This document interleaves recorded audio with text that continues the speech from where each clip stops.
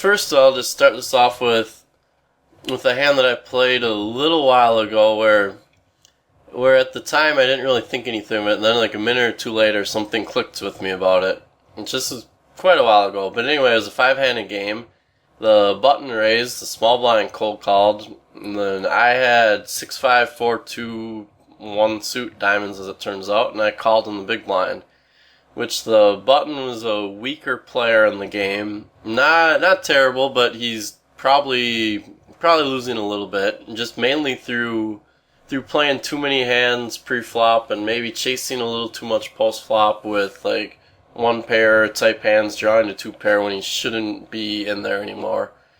And the small blind's a very proficient, solid Omaha 8 or better player.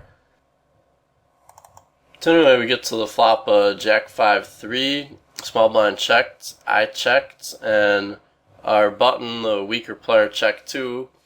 Though I basically, when I took it to mean once he checked this flop, he did not have any type of reasonable low draw. Probably doesn't have any low draw. Probably has some type of hand like Ace King Queen 10. I even think if he had a pair of jacks, he bets the flop, which you should when you're playing that, but especially if you do have like Ace King Queen Jack, people might put you on some type of low draw too that you're following through the continuation bet. And so anyway, I took his check to mean he could maybe have some type of 4-card high hand that completely missed, or he maybe has some type of high card hand that had like an A3 in it, and he only has a pair of 3s ace kicker, and he decided to check behind on the flop. But so anyway, I basically took his check to mean weakness, which I think is going to be accurate almost every time. So now a turn puts out third club out there, 10 of clubs. Small blind bets out, I call since I have a wheel draw in addition to a couple other gut shots there on that board, or other straight draws. I basically have a huge wrap draw going on. And the button calls as well. So you gotta get that could be a hand like Ace King Queen Jack, or maybe like Ace King Queen 10 I mean, so maybe he picked up some kind of big straight draw. Or maybe he even just turned a pair of 10s or something to his calling with it.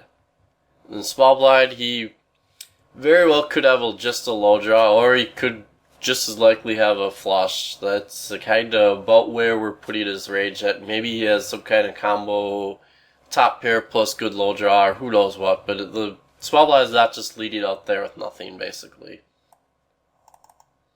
So, I river to wheel here, small blind bets, and because I'm a limit hold'em player, I thought he would think I just threw out a raise. In which, as the hand played out, the button folded, the small blind says out loud as he calls, well, I guess we're choppy. The small blind had a flush, and yeah, as it turned out, we ended up choppy the pot. Which, for that hand, like, it was a pretty quick reminder, pretty early on, having the nuts on one end does not mean you have to throw in a raise multi-way.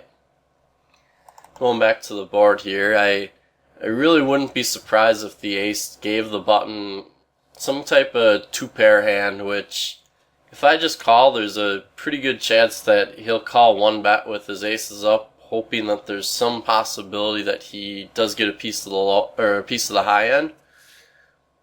And likewise, or if he does have a hand, maybe like a 86 or 87 low, or even like a 74, or who knows what else, he may very well call with 1 bet thinking that I'm calling the river with some kind of 2-pair hand, and he may just throw out a call. But basically, whereas like in limit hold'em, we make a strong hand, even if it's multi-way, we generally raise and forget about trying to get over calls, and Omaha 8 or better, especially when you only have a half of a pot, maybe locked up, or who knows, maybe in the small blind bet the turn with the 42 and he river to wheel too, and we're chopping the pot like that.